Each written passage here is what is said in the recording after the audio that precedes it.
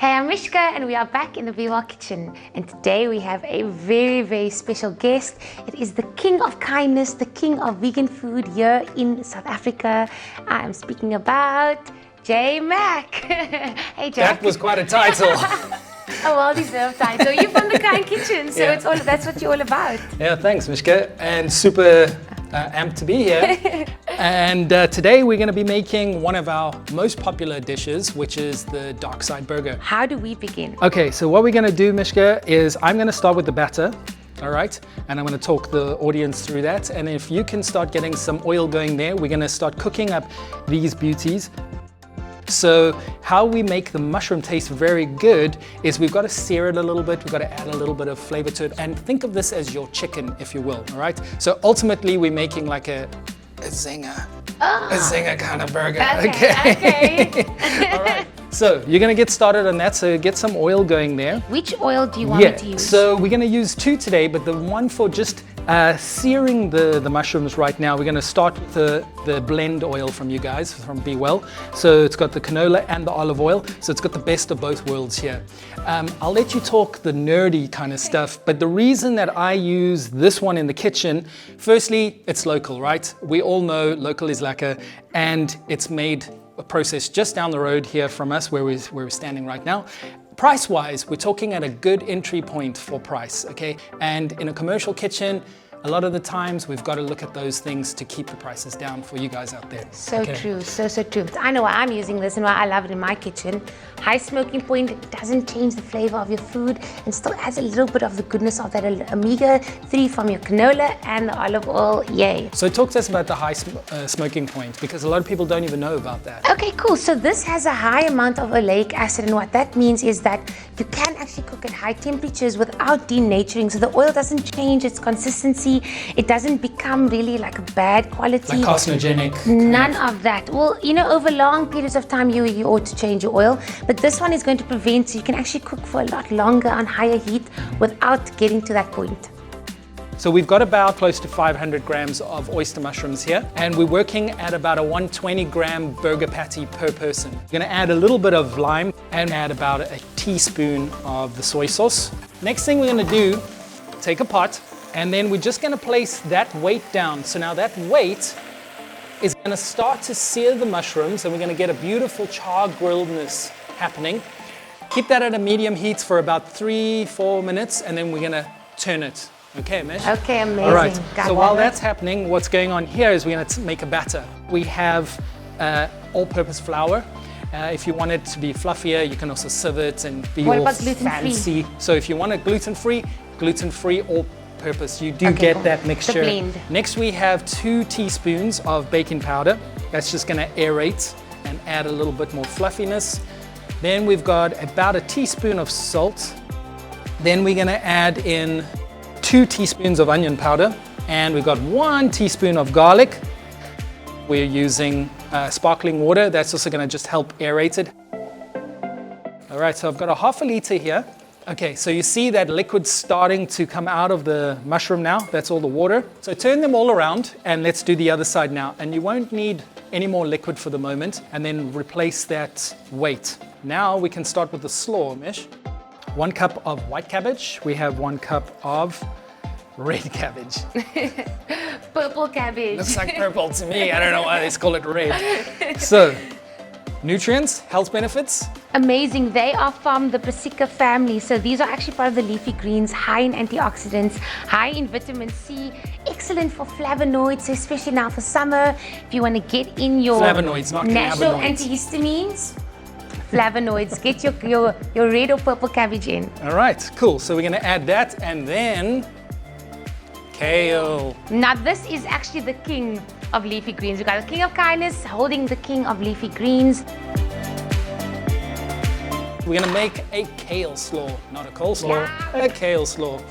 All right, just made that up. There we go. All right, so we're gonna add all of that together. So we're gonna take 8 tablespoons.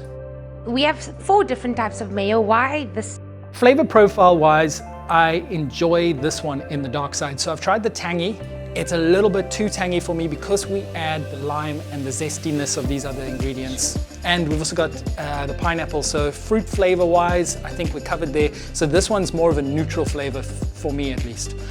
We can do a little bit more with it. And we're also gonna be adding peri-peri, so a little bit more base level. I've noticed that this is one of our most versatile mayonnaises that we have. Do you know that this can even be used for baking? To replace egg. Yeah, right. Mr. Vegan, there we go. You know, okay, so I've got to admit something here. That's where I suck.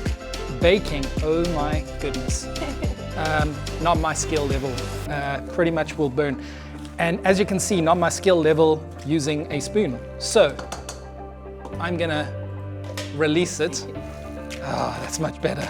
All right, so get in there. kale always starts to really get better when you massage it, and that's all I'm talking about. So if you're gonna use a cashew cream or something like that, if you've ever noticed it's a little bit tough, just massage it a little bit. I mean, who doesn't like a good massage, right? We've got a new team player here called Mr. Food Processor. So we're gonna take our nacho chips. This is one of the quickest, easiest ways to make a really good tasting batter.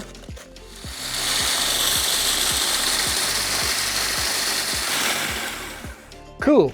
Next thing, Mish, do you wanna, before we dip that, you wanna get some oil going there? Sure, I'll do that. And the oil we're gonna use, nerd alert, is?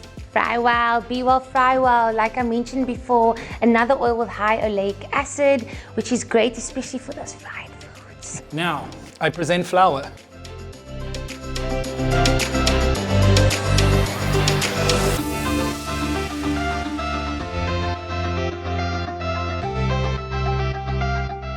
Nachos libres. What cheese is never yours?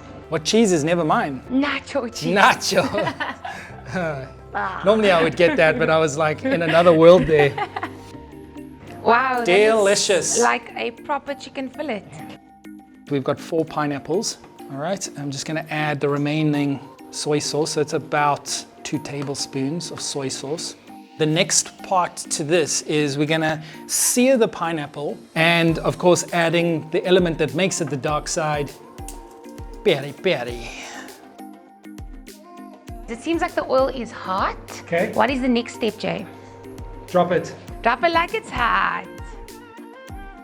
What are you doing with those pineapples? So the pineapples from under the sea with SpongeBob, we're gonna sear them a little bit of soy sauce. Now, we've added a bit of soy sauce to add in a bit of that umami that we spoke about earlier. Now you can see they almost get a little bit syrupy, which is awesome. Okay, we've added a bit of this canola olive oil blend.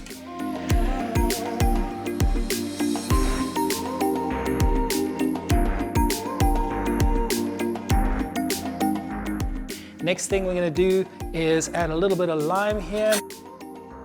What we're gonna do now is toast our charcoal buns. Now, charcoal buns also have the added benefit of activated charcoal in them. But the main thing here is the reason we're using it is just for the coolness factor of the dark side, okay? Tell us quickly why the dark side. Where did that come from, Jay? Man, I guess I was just heading towards being sued by Disney at some point, you know, so using Star Wars wherever I can and making a name for myself that way.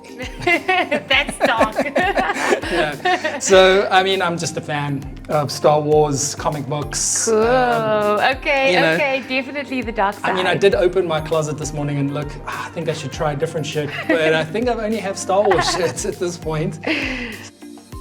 The next thing we're gonna do is add cheese to these fillets. We're gonna show you a quick hack here as well. Add 2 of your fillets of choice, and then we're gonna melt the cheese on it. Now I'm gonna add our kale slaw. I'm just imagining just how much phytonutrients you are actually getting from this. Yeah, and protein from the mushrooms. Protein, you know, needed fiber. Then we're gonna add our pineapple. Now, peri-peri. The cheese is melting away quite nicely there. Mish just added a touch of water just to add a little bit of steam into the environment and getting that coconut-based cheese. Okay, so they are looking beautiful. What's next? Only to smash it in your face and enjoy. Ah, okay. Guys,